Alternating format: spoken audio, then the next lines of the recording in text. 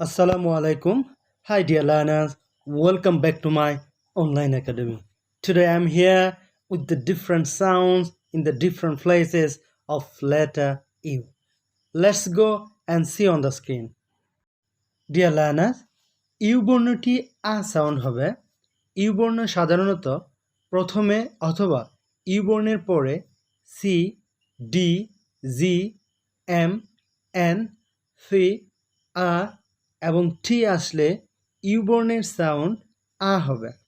Example: আডা, utter, umbrella, under, up, much, mud, luck, mum, fun, guff and but. U বর্ণটি ই sound হবে। Busy এবং business এই শব্দ দুটিতে ইউ বর্ণের সাউন্ড ই হবে। ইউ বর্ণটি উ সাউন্ড হবে। ইউ বর্ণের পরে এস ডাবল এল এবং টিএইচ আসলে ইউ বর্ণের সাউন্ড উ হবে।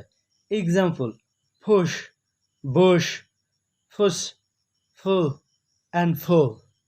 ইউ বর্ণটি ইউ সাউন্ড হবে।